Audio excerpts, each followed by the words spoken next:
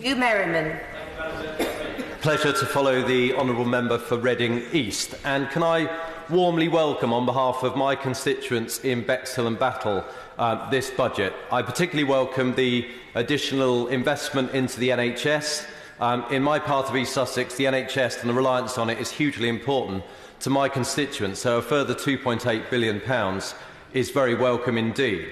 Can I also welcome the £1.5 billion injection into the universal credit system?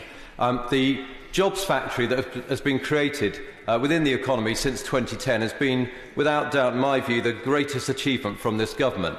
We now have fewer people looking for jobs, 1.4 million people looking for jobs, but of course we have 780,000 vacancies, and universal credit is a brilliant way for us to tailor the package to meet the needs of those who are still unemployed and get them into the job system. So I warmly welcome that as well. And I certainly recognise the challenges that this government has had to undertake since 2010. It's welcome news that the deficit is now down to the pre-crisis levels. Of course, in 2010, it was at its highest level since the Second World War. I particularly am concerned, however, that the size of the debt has obviously increased as we've had to turn this ship around.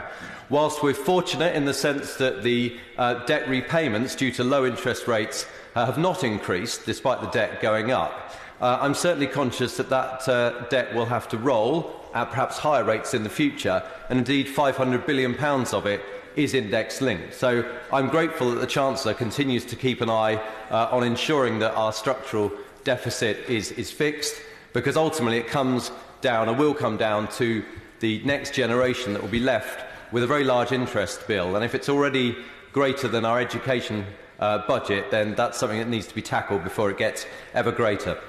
And it's about housing, Madam Deputy Speaker, that I really want to focus on. To me, housing, giving the young the opportunity of a home of their own, is one of the greatest gifts that this government can do.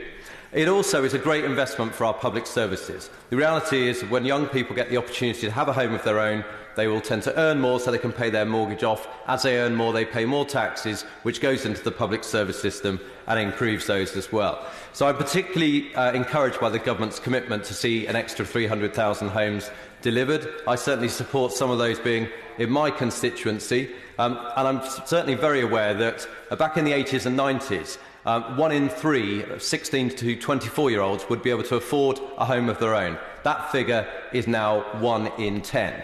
And those from the 24 to 35 figure, whereas 59% of them would have been within a home of their own, that figure is now down to 13% in just the space of 13 years. So to me, there's an absolute need to do more. I also want to see my own local district councils be able to do more. Wealdon District Council, one of the councils that serves my constituency, is unable to build more homes because the Habitats Directive would add nitrogen to Ashdown Forest, a very special part of our world.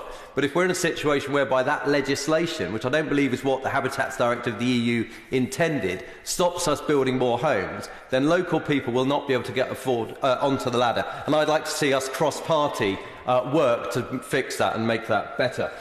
But it's all well and good, Madam Deputy Speaker, somebody with the amount of grey hair that I have, talking about what this budget can do. Perhaps I can actually put it in better context from an email from my constituents. I am, after all, in my mid-40s, and I do have the grey hair I reference. So my constituent emailed me today to say the stamp duty break will give us £2,500. The Help to Buy ISA, which gives a 25% bonus on closure, has given us an extra £3,000. So in total, your government has given us over £5,000, which we would not have had, but we now do, and it allows us to buy our first home. Personal tax allowance movements from April 2018 give us an extra £200 a year in our pockets as well. We have also both undertaken an apprenticeship under the Conservative government. It is not right for the opposition to say there is nothing to aspire towards for young people. There is everything and more in this country to help young people to achieve. Talking everything down, as the opposition do, is not going to help nor inspire. Madam Deputy Speaker, These are the constituents that I am particularly focused on. I want to ensure that they have the home of their own, that they have the opportunity to earn more, to put more into the public services that my ageing population need. The opposition need to take that into account, be more optimistic. I certainly am, and I absolutely support what this government is doing to the economy, and I will be looking forward to support this budget through the division lobby.